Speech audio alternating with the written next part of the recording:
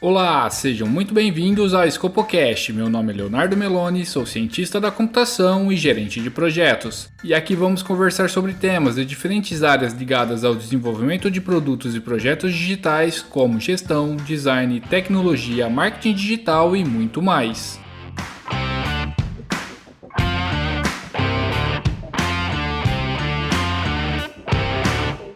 Nosso assunto de hoje é Product Designer, uma profissão muito em alta hoje em dia, mas que pode variar muito de empresa para empresa. No meio de tantas siglas e definições para a área de design, pode ficar difícil saber o real significado do que é e o que faz um Product Designer. E justamente para nos ajudar a entender um pouco mais sobre esse assunto, estou aqui com duas convidadas, a Carolina Silvestre, que é Product Designer na C6 Bank, e a Renata Mori, que é Product Designer na Serasa.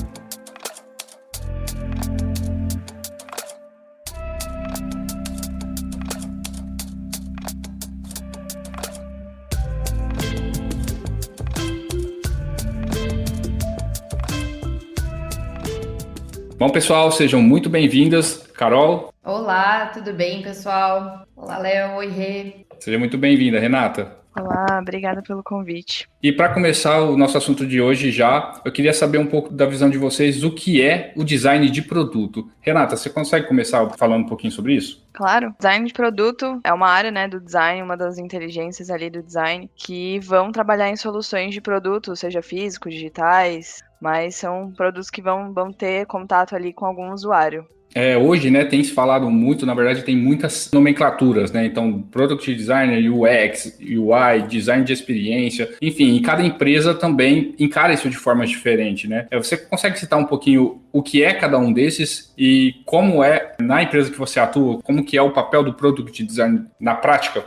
Na empresa que eu atuo, o Product Designer, ele é o profissional que vai olhar a jornada, o fluxo, a solução de ponta a ponta, né? Então, desde ali do comecinho, do discovery, do entendimento do problema, até a entrega final e o acompanhamento ali com o desenvolvedor. E o UX, ele é o profissional que vai acabar ficando ali mais no começo e nas duas pontas do fluxo, né? Então, fazendo a parte de discovery, pesquisa, acompanhamento, né? Entrevista com o usuário, para começar a projetar essa solução que depois o UI, né? Que é o outro profissional que vai fazer essa parte da interface, dos componentes, fazer essa entrega e toda a parte de interação, microinteração do produto final. E aí tem a parte, de novo, que o UX pode entrar dos testes, validação com o usuário. Além desses pontos que a Rê trouxe em relação à atuação do product mesmo, a gente vê que em algumas empresas a gente está começando a ter um processo de alocação não só do product designer, né, que é a pessoa que vai atuar tanto na parte de descoberta de insights e também do delivery, que seria a entrega de interface e handoff para um desenvolvimento, mas uma mescla junto também com o UX, né? Então a gente tem os UX Strategy, a gente tem o UX Research, né? Então, dependendo da maturidade da empresa, vão ter essas outras nomenclaturas que são basicamente um aprofundamento do UX, né? Vamos dizer assim, dentro da categoria de UX, você tem o UX Research, Strategy, tem o Writer, você tem uma série de coisas ali que vão abranger aquela área e que aí, no caso, na empresa que eu trabalho hoje, nós temos um grupo todo formado de Product Designers que atuam dessa forma do começo ao fim, né, de uma demanda, mas a gente também tem as nossas UX Researchers que são focadas em fazer um processo de descoberta um pouco mais aprofundado, além também das demandas, né, que são trazidas para nós no cotidiano. Elas fazem todo um processo de discovery e acompanhamento de qualidade também dentro do produto, sabe? E, assim, algumas empresas já têm um pouco essa maturidade nessa divisão. Ou também tem só pessoas alocadas, divididas exatamente como a linha, assim, né? O UX vem e ele trabalha toda a parte de discovery, pesquisa, etc. Chegou numa metadinha ali do diamante ali, ela vai pegar e vai passar para o UI designer, que é focado só na parte de interface, que é o designer de interface, né? A gente tem essa sopinha de letrinha, às vezes, que pode dar uma confundida, mas o UI designer é ele que vai atuar mais no desenvolvimento de interface, realmente até o handoff, sabe?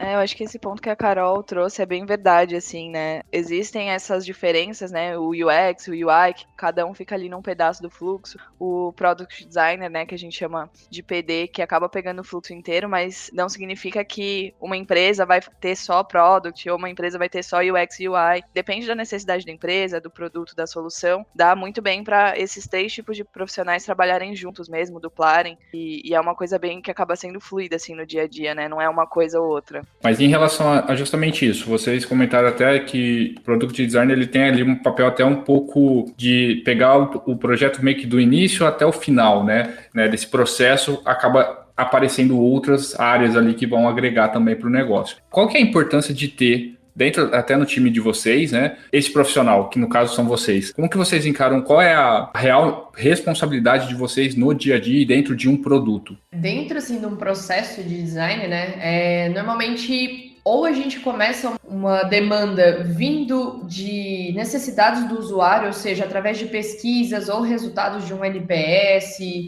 ou resultados de uma pesquisa de usabilidade, a gente vê a necessidade do usuário, entende aquilo, se aprofunda, entrevista um pouco mais, faz um benchmark e tudo mais, até depois entrar no processo de ideação. Ou a gente também espera, né, o que é muito comum dentro das empresas, que os stakeholders ou product managers, né, possam trazer para a gente demandas vindas da base de negócio, né? Então, vem de um roadmap mesmo de construção daquele produto, seja um produto bem em fase inicial, né, que a gente chama de MVP, ou também melhorias e desenvolvimento de algum produto que já exista e já saiu do MVP e está sendo faseado. Então, a gente tem essas duas frentes. A gente atende a necessidade do usuário e também a necessidade de negócio. Então, por isso, a gente tem que estar sempre em contato com os dois, com as duas frentes. Às vezes, o próprio stakeholder, o próprio PM, acaba vendo uma necessidade do usuário e traz isso para a gente,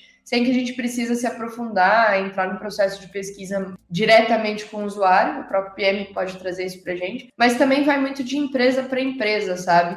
Tem empresas que já têm um roadmap muito fechado e que, caso apareça algo, assim, algum ponto de dor ali do usuário, a gente vai atacando em paralelo ou até com uma atitude emergencial.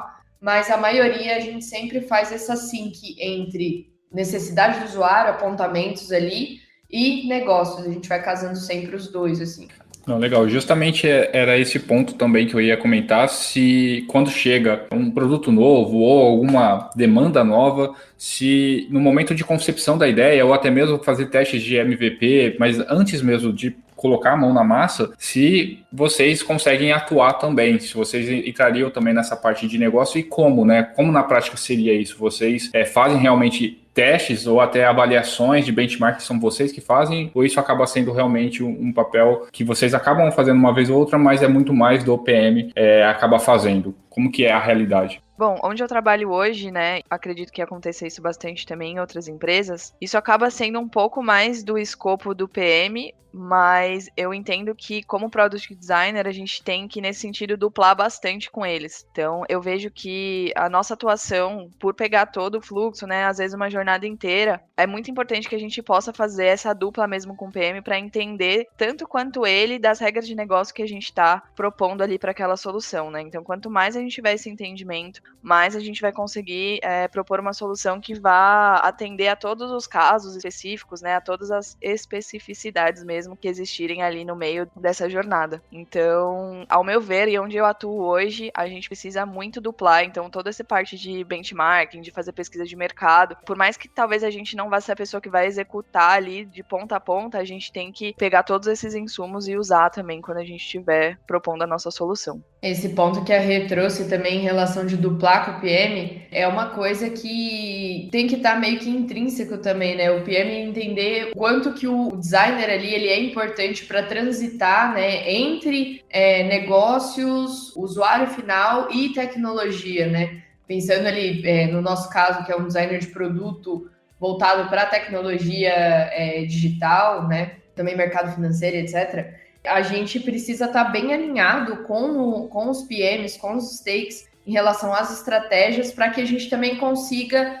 ajudar a prever ou também se aprofundar um pouco mais em alguns pontos que às vezes os PMs trazem para a gente, para entender o que aquilo atrela na necessidade do usuário e entender também, assim, do ponto de vista de tecnologia, hoje, o que precisa ser preparado para a gente poder receber essa melhoria ou essa nova feature ou criar esse produto zero, né? Tem que ser um relacionamento muito intrínseco, assim, né? Muito natural dentro da empresa, que o PM entenda que o designer está ali para auxiliar, co-criar e ser uma mão de via dupla, sabe? Falando um pouco disso também, vocês até comentaram no início que hoje vocês até têm pessoas ali no time de vocês que agregam também tanto na parte de design, mas também na parte aí de negócio. Mas eu queria saber se existe um time ideal ou quais são as áreas ideais que precisa ter para um produto, pelo menos para compor ali a parte de design, ou se não existe isso, depende muito da empresa, da necessidade. Vocês comentaram de ter um UX, UI, talvez até pensar muito na parte de redação também, ou não existe isso, um meio que vai se ajudando ali, se vira de acordo com o que tem de demanda, enfim, ou não, vocês enxergam que realmente, para funcionar perfeito e redondo, precisa ter essas áreas. Se a gente fosse pensar no time perfeito, né, a gente pegaria uma pessoa especialista ali de cada pedacinho do fluxo, da jornada, para compor o time. Então, teria um UX Writer, um arquiteto de informação, né, que hoje acaba entrando ali no guarda-chuva do UX, um UI mais focado em microinteração. Então, se a gente pudesse construir uma pessoa que vai focar só no negócio e todo mundo trabalhar junto, desenvolvedor, acho que esse seria o sonho, né? Eu nunca trabalhei numa empresa que tivesse esse modelo, acho que depende muito também da maturidade da empresa também do ponto de vista de design. Hoje eu acho que o essencial, existe um designer, né, um designer mais focado em experiência para mim, óbvio que eu vou puxar a sardinha pro meu lado, mas acho que é essencial ter um time de tecnologia que esteja bem integrado também com esse time de design e um time que esteja pensando bastante no produto. Agora, se uma ou mais pessoas vão acabar, e a gente sabe que no mercado acontece bastante, englobando mais de uma especialidade, né, acho que tudo bem também, é só também ter maturidade para entender os limites da atuação que a gente vai conseguir ter, os limites dos resultados. Normalmente a empresa que está crescendo começa a pegar essa maturidade, assim, entender que quanto mais profissionais especialistas em uma área, mais completinha fica a solução, mas nem sempre é viável. Bom, até complementando essa parte do que a Rei comentou em relação à construção do time, eu vejo que é muito maturidade também da empresa, né? A necessidade e maturidade da empresa. Eu passei desde uma empresa que estava começando no setor de design, parte de tecnologia, começando a olhar mais para o design, e agora uma empresa que já tem um corpo maior e uma maturidade de design também bem centrada. Assim. Quando a gente está começando ali numa jornada, normalmente tem, sim, o PD, ele faz tudo, né? Ele começa, ele pega o briefing, ele vem, destrincha tudo. O PD, às vezes, ele acaba fazendo de tudo um pouco, mas existe uma diferença quando você tem uma pessoa que ela é especialista naquilo. Então, hoje eu consigo fazer uma pesquisa quantitativa, qualitativa, desk research, analisar, extrair, etc. E depois conseguir unir tudo isso numa solução. Mas quando eu, Carol, que sou uma Product Designer, me uno com uma UX Researcher que sabe já as técnicas de abordagem, sabe como fazer um roteiro de pesquisa muito mais profundo, ou já tem alguma pesquisa engatilhada, algo pronto ali, isso facilita muito o meu processo de consumir informações e depois eu conseguir focar meio que 100% ali no meu processo de ideação, sabe? Então, quando a empresa começa a caminhar para esse nível de maturidade, podemos ter, assim, um time focado em research que vai trazer insights, que aí disso a gente passa para os nossos products e que aí eles vão co-criar ali entre designers e também envolvendo um writer, assim, eu vejo uma diferença muito grande quando a gente tem um UX writer no time. É a primeira vez que eu trabalho com um writer e eu vejo que você consegue até ficar um pouco mais tranquilo em relação a como que o seu usuário vai compreender e etc. O writer tá ali para revisar e testar junto com você e te acompanhar nesse processo. E o UX também. O UX ele vai estar ali de mão dada, auxiliando. Quando entra nesse nível de maturidade dentro de uma empresa, você vê que, vamos dizer assim, você está num local tranquilo, confiável ali. Mas não que outras empresas que tenham só products e que não tenham algo focado ali não sejam boas, mas é que a gente sabe que quanto mais arredondada a bola, melhor ela entregue, sabe? Então, o time de PDs, quando quando você une eles ali, cada um também pode ter o seu forte, né? Dentro daquela régua gigante que a gente tem de produto, né? Do product designer, tem profissionais que vão gostar de fazer só ideação, tem profissionais que vão gostar só da parte de interface, mas acabam fazendo uma pesquisa. Se cada um dos designers se conhecerem o suficiente e saberem o forte de cada um, eles também conseguem se unir para co-criar naquele processo. Eu experimentei um pouco disso na empresa anterior também, onde que eu conseguia co-criar bastante com outras pessoas que tinham um know-how melhor do que eu e que conseguiam me dar insights naqueles pontos que eu não tinha de tão firme, assim, e eram todos PDs. É bem legal isso também. Eu acho que isso que a Carol falou é bem verdade, né?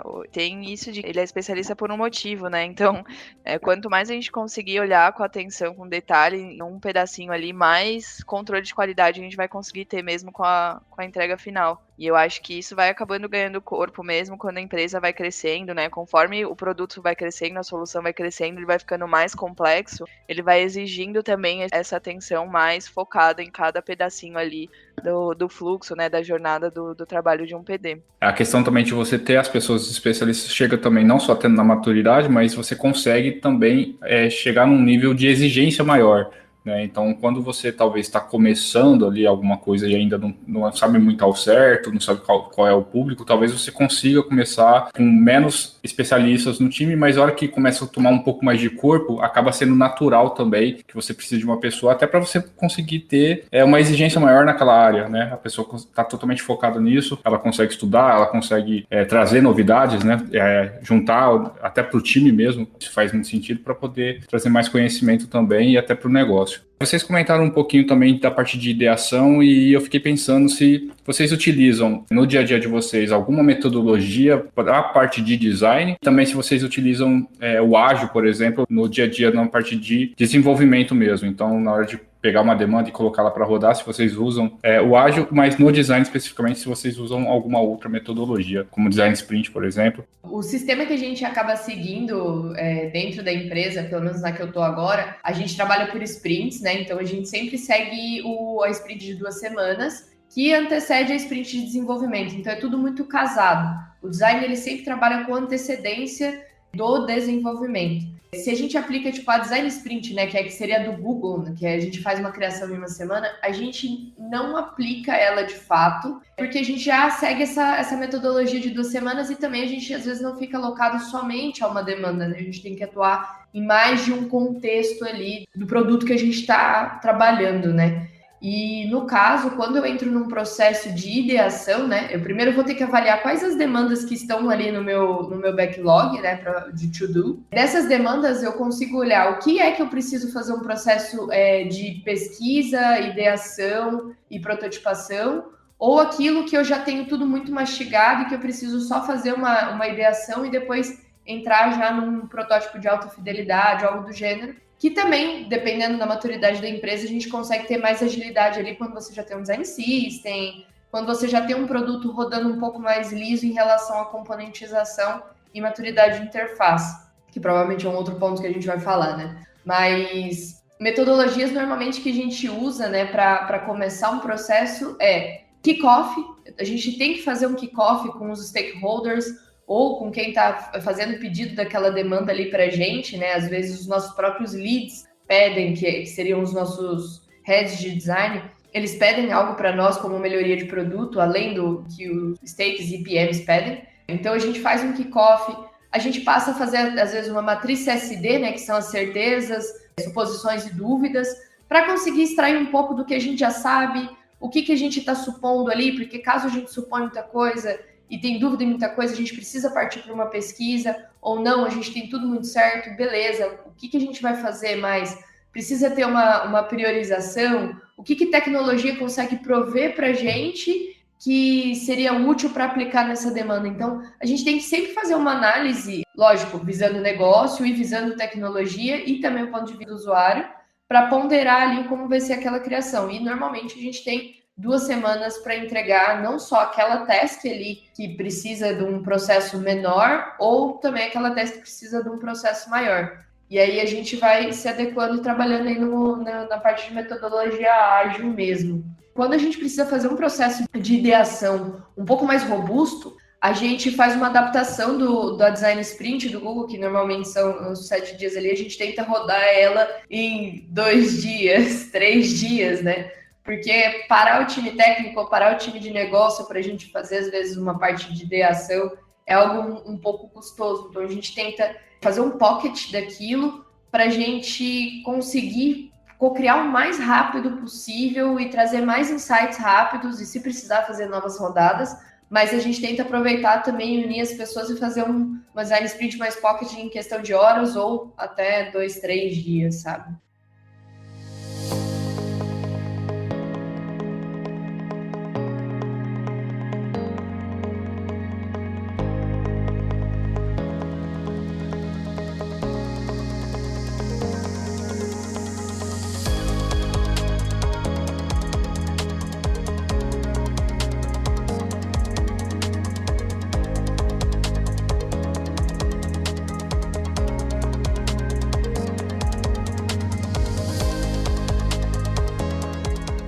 E vocês até comentaram que vocês têm que estar muito unidos ali, ligados ao PM, né? Justamente para vocês terem uma boa comunicação, até mesmo saber exatamente como lidar com a demanda, ou até mesmo ter um pouco mais de interação mesmo. Porém, existe uma outra parte aí que vocês acabaram não comentando, e eu queria saber um pouquinho mais o quanto vocês precisam também estar envolvidos na parte de tecnologia, já aproveitando quanto a tecnologia pode impactar ou limitar o trabalho de vocês, se isso acontece ou não. Sempre costumo dizer que o dev, né, ele precisa ser meu melhor amigo. Preciso estar muito, muito alinhada, preciso estar muito próxima do time de desenvolvimento, tanto para eu poder fazer uma entrega que faça sentido para ele, né, do ponto de vista de tecnologia, ou às vezes do ponto de vista de componentização, do ponto de vista até, às vezes, da API que a gente tem. A gente precisa estar muito interligado na solução. A gente precisa, dentro desse processo todo que a Carol comentou, né, ter uma etapa ali de alinhamento técnico para a gente apresentar a experiência. Eu gosto, inclusive, de, dentro das etapas de ideação, trazer o time técnico também para co-criar com a gente, para eles poderem ter noção do que vai chegar na mão deles depois. Às vezes eles têm até insights que vão acabar interferindo na experiência de uma forma positiva. Então, se a gente fizesse de tal forma, talvez o tempo de carregamento disso fosse menor. Ao meu ver, a gente tem que dar muito espaço e ter um vínculo de muita confiança com os desenvolvedores, tanto para eles se sentirem livres, para virem dar pitaco também do nosso lado, de dar uma sugestão, de fazer uma pergunta, de fazer uma proposta, quanto a gente também para poder entender um pouco da área deles, entender um pouco como funciona, para a gente já poder projetar pensando em algumas limitações, por exemplo, que a gente pode ter e negociar alguns pontos também com eles do ponto de vista de tecnologia que podem acabar interferindo ali do nosso lado. O que eu posso dizer é que dev tem que ser realmente seu melhor amigo. Uma frase que a gente usa muito na rotina de trabalho é, cara, devs são amigos. Quando você entra, às vezes, no mercado ali como júnior, seu foco tá ali muito no usuário, né? Você foca no usuário, tudo pelo bem do usuário, é o que o usuário precisa, é o que o usuário quer, e você tá ali preso naquilo. E conforme você vai crescendo ali na carreira, você vai vendo que não é só usuário, você precisa atender negócio, você precisa atender tecnologia.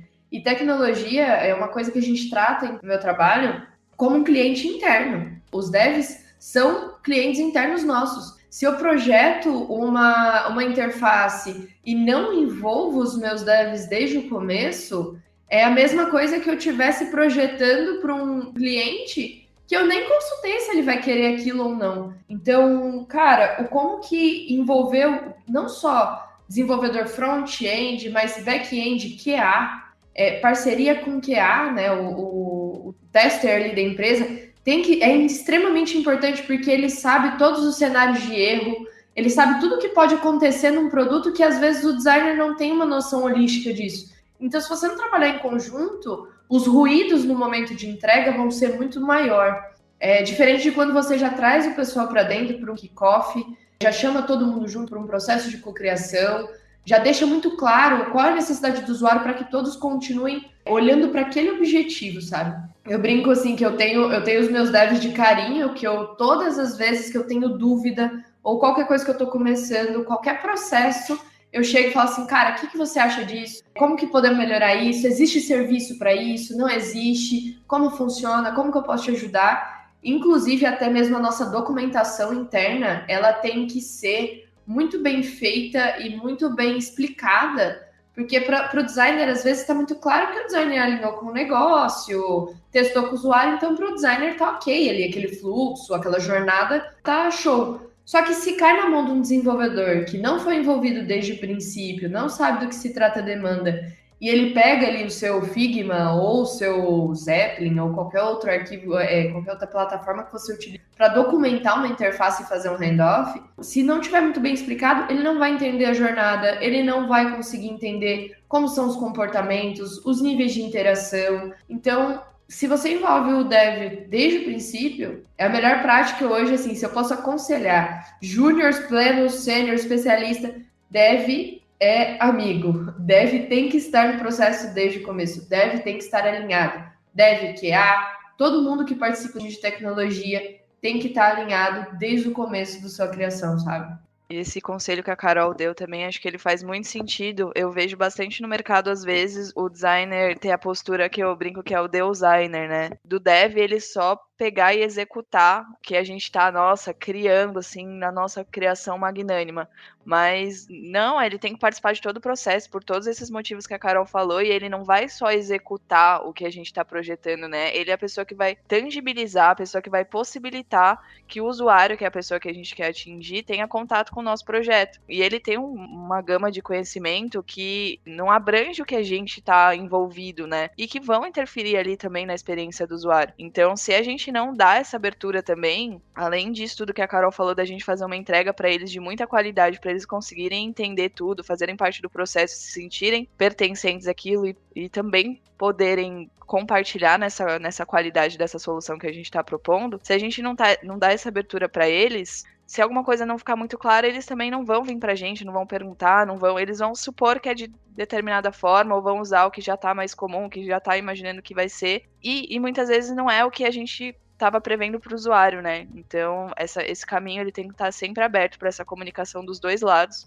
Criar rixa com dev nunca vai trazer benefício nenhum. A gente só vai se beneficiar enquanto a gente trabalhar junto. Bom, pessoal, em relação a isso, foi me parecendo muito questão até mesmo de gestão. Então, às vezes, ter a liderança ali, ou até mesmo a atitude de envolver as pessoas certas, a parte de comunicação, se comunicar da forma correta, trazer realmente as pessoas que devem estar envolvidas no negócio de forma planejada, né? Trazer as pessoas certas para isso, que possam agregar realmente naquela demanda. Mas de quem que é o papel de fazer essa comunicação ou até mesmo envolver essas pessoas? Acaba sendo uma responsabilidade de vocês, como PD, ou não? Isso é mais do time como um todo, ou até mesmo tem alguém que é realmente responsável em fazer esse tipo nessa demanda, todo mundo precisa estar envolvido, porque vai envolver regras de negócio, vai envolver a experiência do usuário, então todo palpite aqui, toda ideia é válida, enfim, de quem que é a responsabilidade de fazer isso? Vocês comentando, eu acabo tendo uma visão até do PD com um pouco mais generalista, né? Então ele precisa ter um olho ali no gato, outro no peixe. Então, uma hora tem que estar se preocupando um pouco mais com liderança, com negócio, com design, às vezes se preocupando também se está sendo passado de forma correta para o desenvolvedor, para o time de dev. Estou certo nisso ou não? Eu acabei entendendo errado. Bom, do meu ponto de vista, eu acho que é papel de todo mundo, né, numa empresa, promover essa unidade da equipe, mas eu acho que o papel principal, a pessoa que, se não houver esse caminho, né, que tem que puxar, ao meu ver, é o designer mesmo. Eu acho que ele acaba sendo o elo ali de muitas áreas. Hoje, por exemplo, na minha atuação, eu percebo que eu tenho vínculo ali com a área de produto, com PM, com PO. Hoje a gente separa um pouco em canais e a área de produto em si. Então, com a área de canais, com a área de produto, com a área de marketing, com o CRM, com o desenvolvedor. Então, a gente acaba sendo o nozinho ali que junta todas essas pontas. Falando mais também a habilidade do designer, principalmente nessa área, eu acredito, pensando em soft skills, essa parte de comunicação é muito importante também para a gente conseguir viabilizar as soluções que a gente quer propor. Eu acredito que onde eu trabalho hoje, pelo menos, o PD ele acaba tendo essa visão mais generalista. Acho que a Carol até comentou um pouquinho antes que ele não necessariamente precisa se aprofundar em todas as áreas, né? Eu acho que ele vai ter uma atuação ali que vai olhar para todas essas pontas, mas, por exemplo, já trabalhei duplando com PD, em que os dois da dupla eram PDs, mas um focava ali mais no processo de UX, outro ali mais na parte de UI, então a gente duplava mesmo, mas cada um dando um enfoque maior para a área que tem mais facilidade, ou a área que se identifica mais. Então, eu acho que também não existe o o profissional diamante, assim, que sabe fazer tudo e tudo perfeitamente, aprofundadamente. Eu acho que a gente tem as nossas próprias fortalezas, mesmo sendo PD, e a gente tem que buscar também se complementar com os outros profissionais que estão ao nosso redor. Cara, essa parte da organização, né, de orquestrar esses pontos entre negócios, tecnologia, fica centrado ali um pouco no design, mas existe também um papel ali que é o PO, né? O PO, ele é aquela pessoa que vai orquestrar muito bem e digerir muita coisa, né? Às vezes depende também muito da maturidade da empresa. Ter o PO ali, ele já vai trazer muita coisa digerida para o processo de design. Então ele vai orquestrar aquilo e vai falar assim, ó, designer, negócio está precisando disso, disso, disso, tecnologia hoje tem isso, isso, isso. Então o PO, ele consegue trazer tudo muito mais encaixadinho para o designer não ter que fazer essas ligações, às vezes sair catando briefing, cata isso e ver o que tem aqui, o que tem ali para amarrar e desenvolver. O PO, ele tem esse papel que eu tive hoje de POs na vida. Atualmente eu tenho os meus amores ali na minha empresa que eu não troco, não empresto, que eles valem ouro para mim, os meus POs, assim, são anjos na minha vida, porque se eu tô com uma dificuldade e às vezes eu não sei quem procurar no time técnico, é o PO que vai fazer a minha ponte. Se tá faltando alguma coisa, algum requisito de negócio e tal, o PO pode me auxiliar nisso. De novo, é muito voltado para a maturidade da empresa mesmo em si também, da cultura da empresa, do processo como foi construído o ágil ali. Em outras empresas que eu trabalhei, nem sempre o PO trazia tudo muito redondinho. Ficavam, às vezes, dúvidas que eu acabava tomando a iniciativa de procurar, ir atrás, porque às vezes o PO também não estava tão ligado na parte de tecnologia que precisava trazer aquilo para mim. Então, depende muito. Tem vezes que eu era designer barra PO, que eu mesma criava minhas tasks no Gira, mas atualmente o processo ele roda mais liso por ter um PO alocado para aquilo, para orquestrar, para trazer, para me auxiliar a amarrar o que a gente tem de negócio, o que a gente tem de tecnologia, e aí fica muito mais fácil eu só convocar negócios e convocar tecnologia para esclarecimento de possíveis dúvidas ou um processo de cocriação, sabe?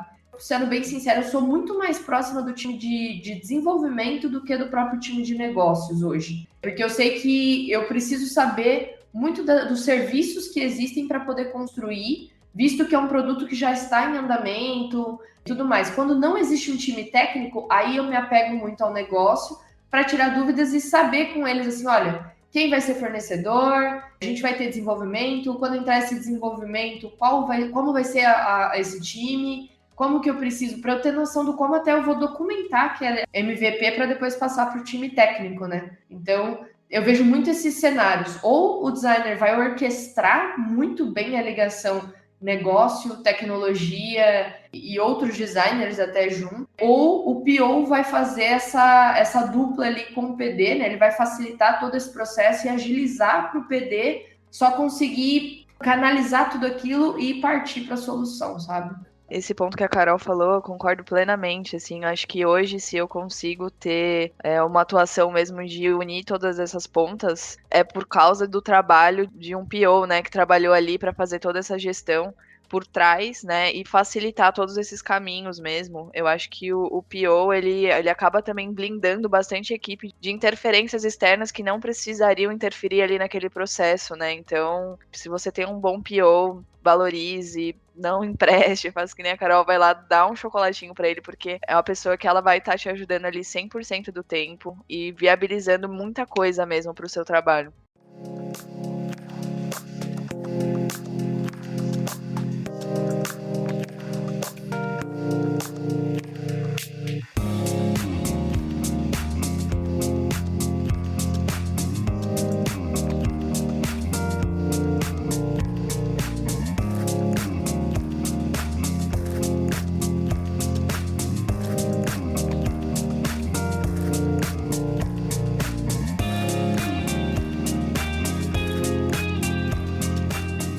Eu queria saber se vocês utilizam no dia a dia de vocês métricas Se sim, quais? Como que vocês avaliam se um design ou uma ideia ela foi ou não bem sucedida? E também pegando essa questão que vocês até mencionaram aí, de às vezes se envolver mais no negócio, ou às vezes mais na tecnologia, no desenvolvimento, né? Se em algum momento, na experiência de vocês, se o negócio ele já vem pronto, igual vocês mencionaram, às vezes o PO vai ser ali a pessoa com quem vocês vão contar e a regra de negócio ela já vem pronta, vocês não podem modificar, ou até mesmo, dependendo das análises que vocês façam, ela não pode ser modificável, o que vocês precisam fazer é adaptar a solução, ou se dependendo das métricas que vocês têm, pode sim mudar, inclusive, o negócio, o direcionamento do negócio daquilo que vocês estão fazendo. Em relação a métricas, assim, hoje na empresa que a gente está ali, a gente faz as análises de aplicação com o SUS, né, que seria um formulário que a gente roda com os nossos usuários para avaliar a usabilidade do produto, né,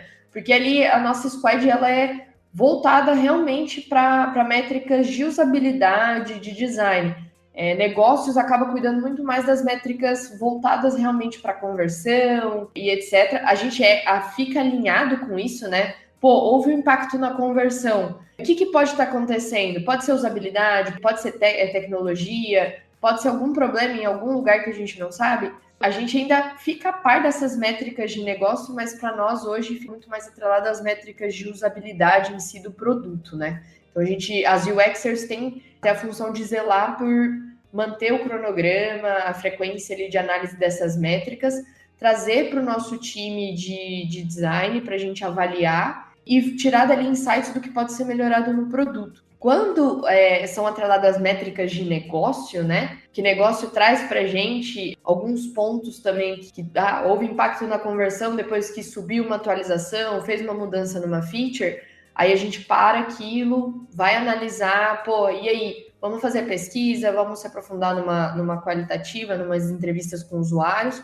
para conseguir entender o que sofreu o impacto ali, que mudou o comportamento das pessoas, que acabou mudando, às vezes, um impacto no negócio mesmo em si, né? Sobre quando o negócio traz para a gente algo para ser feito, o designer ele tem que entrar no mercado de trabalho pensando que ele tem que ser o Zequinha, ele tem que fazer muita pergunta, cara. Não sei nem se eu usei a referência certa lá do Castelo Rá-Tim-Bum. Pra gente aqui, eu acredito que sim. Então, beleza.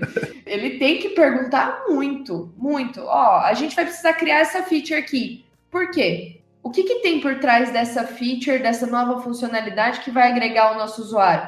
Não, porque em pesquisas apontaram que o usuário precisa disso. Pô, legal, muito bom. Vamos lá. E aí eu me aprofundo um pouco mais naquilo. Ou, não, a gente vai subir porque negócios precisa viabilizar isso de uma forma financeira e etc. Tá. Como que isso vai funcionar para o usuário? Como que isso vai acontecer? Quais são as regras? E o papel do designer é questionar. Se de repente, no meio do caminho, tem uma pedra, cara, essa regra aqui não está batendo com o que a gente precisa fazer em relação à experiência. Não é legal esse ponto aqui que vocês trouxeram, essa regra de negócio aqui, se for aplicada dessa forma na jornada, na experiência, não vai ser legal. Pode gerar um impacto negativo por conta disso, disso e disso. Tem que ter essa maturidade. Isso é algo que o designer, desde o júnior, ele precisa saber que ele precisa analisar o que o negócio trouxe e não está escrito na pedra. E negócio também precisa entender que ele é interessante sempre ouvir o que o designer está falando ali, porque o designer está fazendo a ponte. O designer está olhando para o usuário, está olhando para o negócio, está olhando para a tecnologia. Se o designer vem e fala assim, cara, na jornada, para fazer isso que você está pedindo aqui como regra de negócio, a gente vai ter que quebrar o processo de tecnologia, vai ter que trazer um novo aprendizado dentro dessa jornada para o nosso usuário final. E isso vai gerar um impacto que pode não ser tão positivo assim. O negócio ele precisa parar, olhar e falar assim, tá, mas infelizmente isso precisa ser aplicado por conta de regras ou estratégias e que isso vai mudar e tal. Então o designer vai ter que parar e orquestrar muito bem aquilo. Cara, beleza, vai gerar impacto na jornada do meu usuário? Vai. Então, como que eu consigo amenizar esse impacto? Tecnologia, o que a gente pode fazer para conseguir não arrebentar a corda para o teu lado? Ou o que a gente consegue construir para ser melhor ou aprimorar isso aqui? Tem que também ter essa resiliência. O designer, ele também tem que ser resiliente quando o negócio vira e fala assim, cara, pela estratégia de negócio, é preciso que isso aconteça por conta disso, disso e daquilo. Ter argumentos também, né? Quando a gente fala em negócio, e a gente fala também do designer levando isso para negócio, o designer ele tem que ter a maturidade de falar com dados o porquê que aquilo não vai ser bom. Por que aquilo que o negócio está propondo não vai ser legal? Ah, porque a gente fez um teste AB aqui e realmente não performou bem. Ah, porque houve uma experiência. Ah, porque há relatos de concorrentes que tiveram problema com... E não só virar e falar assim, ai, não vai funcionar. Tá, mas por que não vai funcionar? Ah, é porque o usuário não vai gostar. Tá, mas de onde você tirou que o seu usuário não vai gostar? Não sei. Não sei. Faça testes, pergunte, valide isso antes de chegar para o negócio gerando caos, falando, não, vai dar problema. Não, peraí. Por que vai dar problema? Como vai dar problema? Da onde você tirou que vai dar problema? Ah, por conta disso. É perguntar e responder. Perguntar e responder. Sempre isso. Perguntou, tem as suas respostas. Mas caso alguém pergunte para você algo também, você tem que ter as respostas. Seja através de métricas, seja através de pesquisas, seja através de dados de mercado. O que quer que seja, você tem que ter argumentos também. Perfeito. Eu só vou complementar antes de passar a bola para a Renata. Eu acho que essa questão de perguntar, eu acho que isso vale para todas as áreas. Eu vejo que cada vez mais todas as áreas precisam entender também do negócio. Mesmo que você não vá influenciar o caminho, o direcionamento, mas você tem que entender para fazer da melhor forma possível, seja o desenvolvimento, seja o design, e quanto mais você perguntar, mais você entender, acredito que o melhor pode ser o resultado, porque realmente você está entrando no negócio, né? Você está indo a fundo, realmente se preocupando com o detalhe ali. Então, acho que essa questão que você mencionou de perguntar realmente, fazer as perguntas ali, os porquês, para quem responde, às vezes pode ser um pouco chato, né, porque realmente às vezes é uma coisa que você nem para às vezes para pensar, mas às vezes você não tem a resposta, e acho que é aí que está o desafio, né, justamente. Então acho que isso é importante em todas as áreas. Lógico que não daria só para ficar perguntando, mas é importante a gente ter algumas respostas e ver que as outras áreas também estão interessadas, né. Nesse quesito de perguntar, né, eu lembro até de uma situação que aconteceu de um júnior que estava trabalhando comigo, que ele recebeu uma tarefa lá do PO, desenvolveu, e na hora de apresentar para o negócio questionou vários pontos da experiência que ele tinha proposto, e ele não soube explicar, assim, aí no final ele ficou meio chateado, falou assim, mas é porque eu não tinha entendido direito, né, o objetivo daquilo, o peão não me explicou direito, e a minha opinião nesse ponto, assim, eu acho que nós designers, se a gente recebe uma tarefa, uma task e desenvolve ela sem entender, a culpa é nossa. A gente não pode jogar a culpa no outro, né? Eu acho que é nossa responsabilidade entender, é nossa responsabilidade ser bem isso que a Carol falou, o Zequinha, para quem vai pegar referência, e perguntar incansavelmente, assim, até entender todos os pontos necessários para poder tanto desenvolver uma solução, quanto justificar todas as suas decisões ali no projeto. E aí, já pensando um pouquinho nessa questão de métrica, é bem importante também, cada vez mais, a gente ter esse hábito de analisar as métricas antes da solução que a gente propôs e depois. Então, quando a gente faz esse exercício, a gente consegue também cada vez mais provar para o negócio que as soluções que a gente propõe, que os fluxos que a gente desenha, que todo o nosso trabalho, né, ele é justificado porque ele tem resultados muito palpáveis. E eu vejo, às vezes, ou o designer fazendo a solução e olhando depois, mas não sabe o que tinha antes, então acaba não sabendo qual foi o impacto, né, que teve nesse processo, ou esse mesmo cenário que a Carol comentou, dele querer justificar com o porquê sim, né? Tipo, mas por que não vai dar certo? Porque eu sei. Tá, mas antes de você saber, você precisa explicar por que você sabe, né? E aí, conforme a gente vai até criando essa maturidade, criando essa confiança com a área de negócios, cada vez mais eles vão questionar a gente menos das decisões que a gente toma, porque eles sabem, porque a gente já mostrou para eles lá atrás, que quando a gente toma uma decisão pensada do nosso projeto, a possibilidade de ter um resultado positivo pro lado deles também é muito grande, porque a gente está mostrando evidência mesmo disso para eles. Com certeza, e aí você deixa de ser apenas um executor, né? Você realmente começa a ter um trabalho um pouco mais coeso ali, você usa realmente a parte inteligente do negócio, né? Então você, eu entendi, agora eu vou propor a solução, agora eu tenho fatos, eu tenho dados, agora sim eu consigo te propor a melhor solução, eu não estou só executando aquilo que você está pedindo, né? Pessoal, falando um pouquinho também de mercado, isso já é visível há muito tempo, né? Então, é o que a gente comentou no começo, essa sopa de letrinhas realmente na área de design, isso também vem acontecendo, principalmente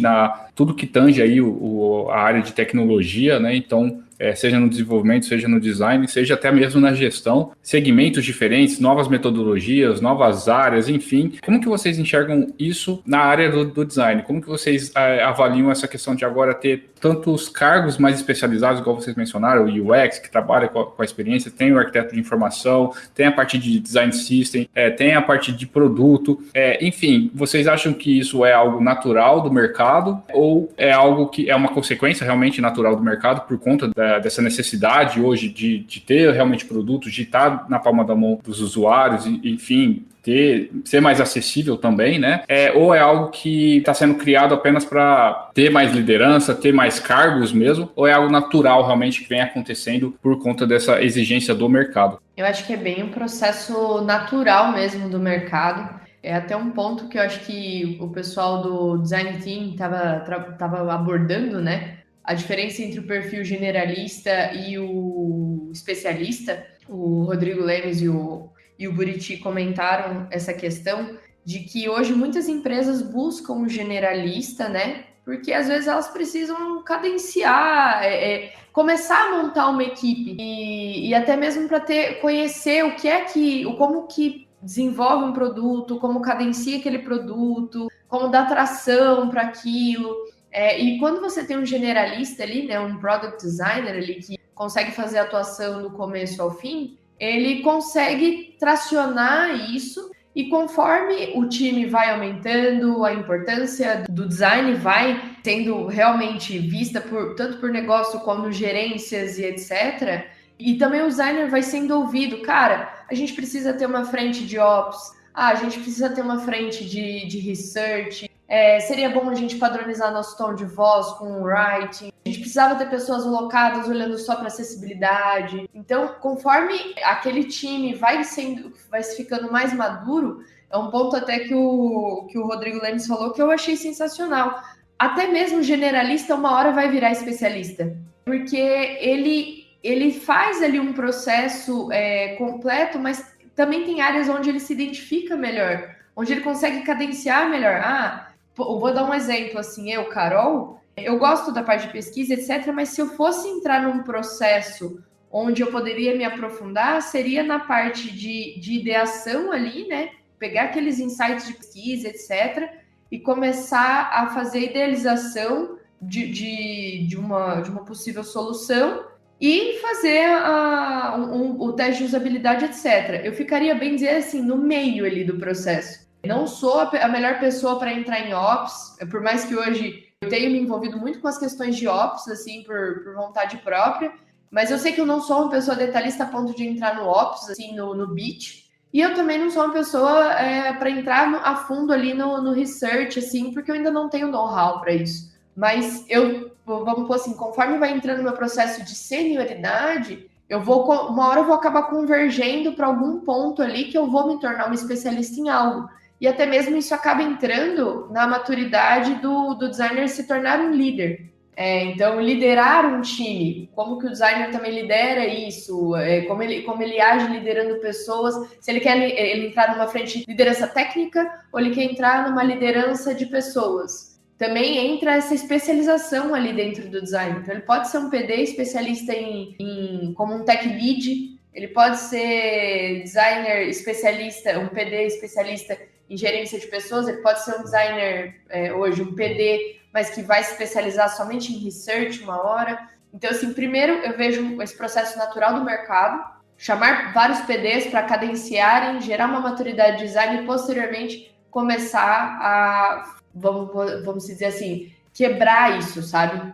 Eu quero especialistas aqui, quero pessoas tocando essa frente, principalmente também para que não gere uma sobrecarga, porque só ter PDs e jogar muita coisa ali, assim, não seniorizar a equipe ali de alguma forma, seja ou melhorando, aprimorando ali a senioridade de um PD ou trazendo especialistas, uma hora a rotatividade daquela equipe vai ser grande devido, às vezes, uma sobrecarga ou inviabilidade de crescimento na empresa. Tem muito disso também que tem que ser avaliado, sabe? Eu ia só lembrar também de um tempo atrás, nem tão distante, né, que todos esses profissionais que a Carol citou aí pra gente era o web designer, né? Um tempo atrás, o web designer, ele era o que ia fazer o front, muitas vezes o back, que ia desenhar, que ia testar, e conforme a própria tecnologia foi ficando mais complexa, a exigência do mercado também foi aumentando, o foco no usuário também foi aumentando, todas essas soluções acabaram ficando mais complexas, deram vazão para que a gente pudesse especializar mesmo, né, criar esses nichos dentro da área, para cada vez um tá olhando ali para um pedacinho e a gente poder dar vazão mesmo para todos esses pontos de contato que a gente pode ter, tanto com a tecnologia, quanto com o negócio, quanto com o usuário final. E eu acho que é o mesmo movimento do mercado natural, que conforme a gente vai evoluindo, vai acontecendo mesmo, como a Carol falou. É muito comum a gente ver, pelo menos eu que vim do desenvolvimento, né, e hoje estou na parte de gestão, eu acabei vendo muito essa parte no desenvolvimento, a comunidade, as pessoas querendo fazer trocas ali de experiência, tem muita comunicação de linguagens, enfim, tem o universo ali open source também. Na visão de vocês, a área do design tem muito isso também? Existe muita troca ou não? Ainda falta muito conteúdo na área de vocês, nesse sentido de o que está sendo mais usado, o que está sendo feito, quais são as áreas, principalmente isso que a gente está fazendo aqui, né? Entender um pouco mais sobre o que é o design de produto, o que é o design system, como que vocês enxergam o mercado, não sei se é o mercado, mas a área em si, né? As pessoas que estão atuando, isso está muito tímido ainda ou isso já vem melhorando também com o tempo? Eu acho que na nossa área de usabilidade isso está tendo um crescimento bem bacana, que eu não vejo na área do design como um todo, né? Eu vim ali, por exemplo, do design gráfico, do design de serviços, eu vejo que é uma classe meio desunida, se a gente for olhar por esse ponto de vista, mas quando o design começa a se aproximar mais da tecnologia, não sei se a gente acabou pegando emprestado deles essa mania de trocar, eu vejo que a gente está cada vez mais compartilhando, criando grupo, criando hackathon, criando bootcamp, e realmente trocando mais experiência do que a gente vê quando a gente olha ali só para o design mais pro lado do gráfico, né, que é a origem, às vezes, de muita gente que acaba caindo ali nessa parte de usabilidade. Então, eu vejo esse movimento muito legal e a oportunidade cada vez mais de outras pessoas acabarem entrando nessa área por conta desse movimento. Então, tem muita gente que acaba não tendo uma formação de design lá atrás e que se interessa pela área e vê essa abertura e consegue realmente viabilizar essa transição de carreira por conta dessa abertura que a gente tem dentro da área. Então tem os grupos, né? Então a pessoa entra no grupo, pesquisa, conversa, troca bastante mesmo, pega dica de curso. Eu vejo também cada vez mais cursos sobre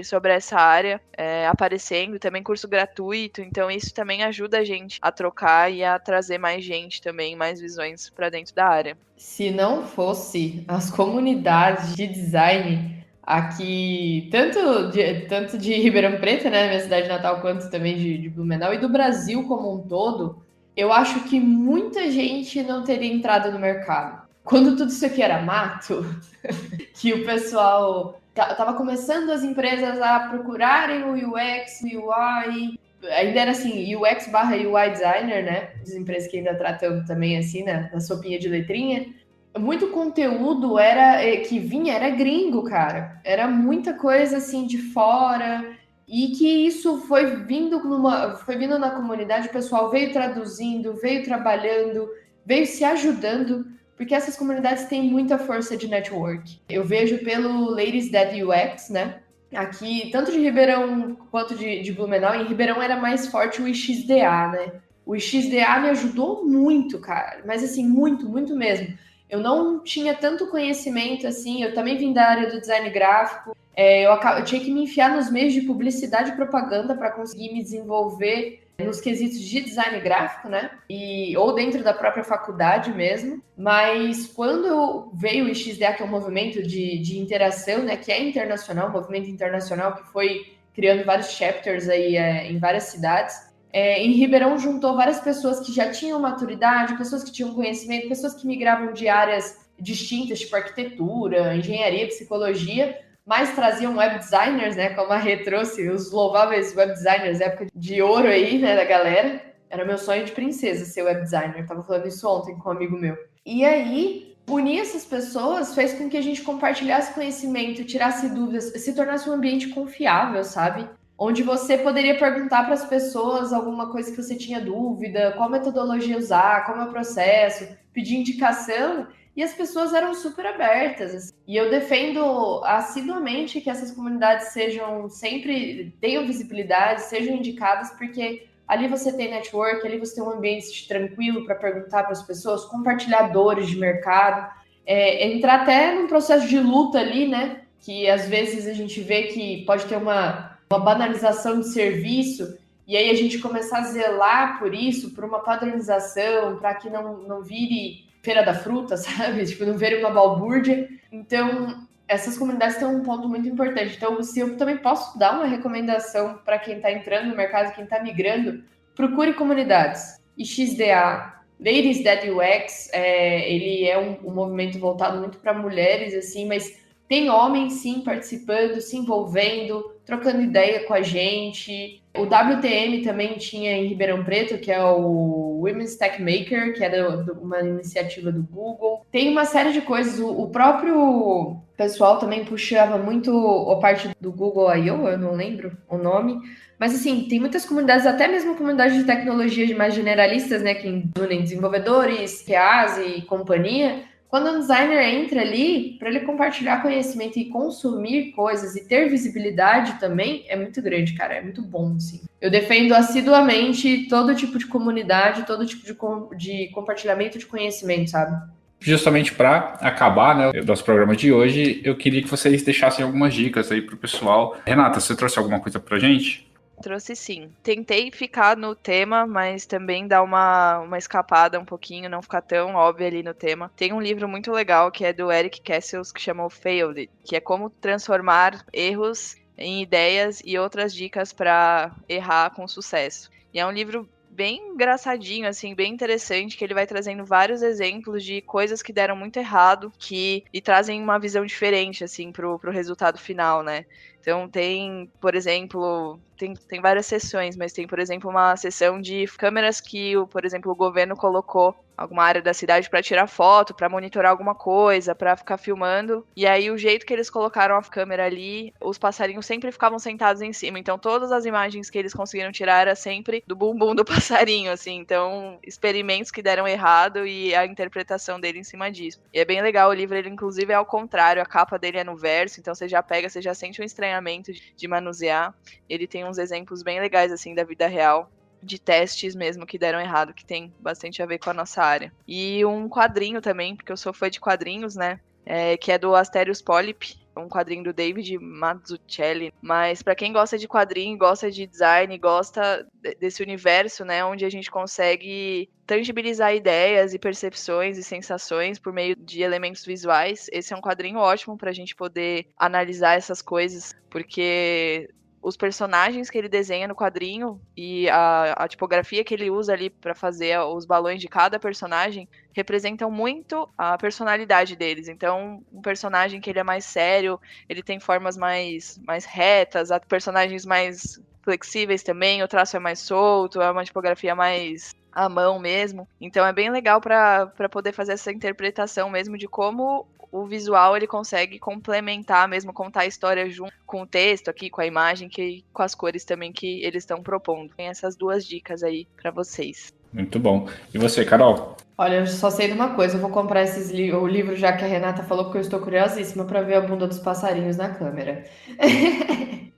Bom, eu sou uma pessoa que eu tenho livros, mas eu também consumo muito conteúdo em vídeo e áudio. Um livro para quem está começando na área, que é uma bíblia, que eu posso dizer assim, a bíblia do design aqui, brasileiro, tá? Brasileiro, é um design brasileiro.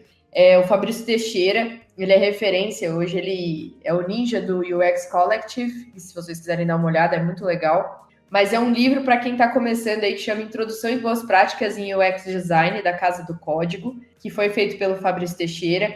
É bem os primórdios, assim, de todo o movimento de começar. Muita tecnologia andou, muita coisa mudou, mas ele é o básico ali para quem está iniciando e quer dar uma olhada, quer se aprofundar, ter um conhecimento rápido ali. É uma leitura super tranquila, com vários exemplos visuais. É muito bom. Um livro que eu gostei muito, que une tanto estratégia quanto design, é o Hooked, em português é engajado, né?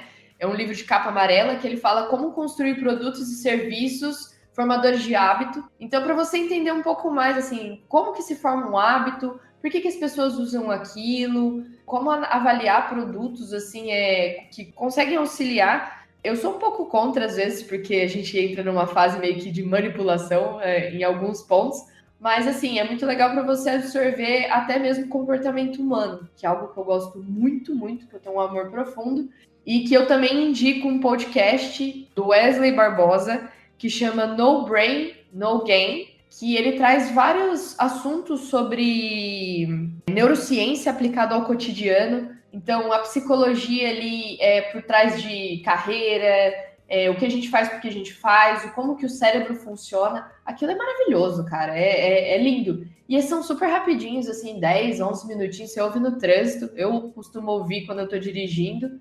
E venho, inclusive, falando comigo mesma sozinha dentro do carro sobre, dissertando.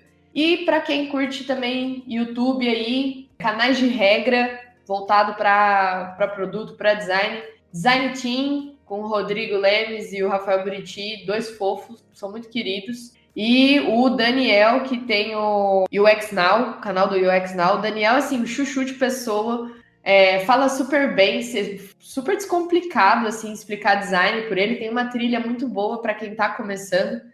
Eu compartilho muito com os meus alunos, assim, esses conhecimentos dessa galera, e eu falo que eles estão ali para auxiliar desde a pessoa que está começando no mercado até os macaco velho que também tem dúvidas às vezes, porque não é porque a gente é pleno, sênior, especialista que a gente sabe de tudo, a gente também cadencia de falta. E eles estão sempre atualizados, trazendo vários temas. Esse é o pequeno baú do conhecimento aí que eu compartilho.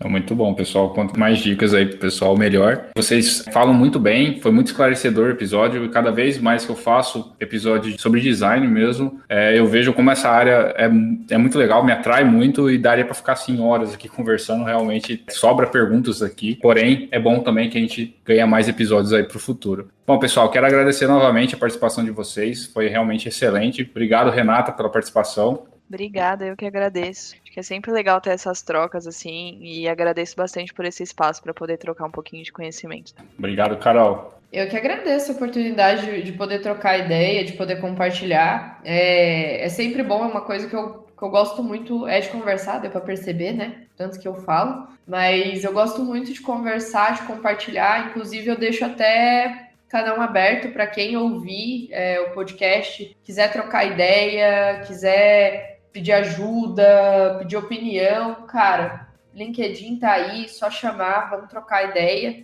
E é isso, eu agradeço muito pela oportunidade também de conversar. Maravilha, pessoal, obrigado mais uma vez e até mais. Tchau, tchau.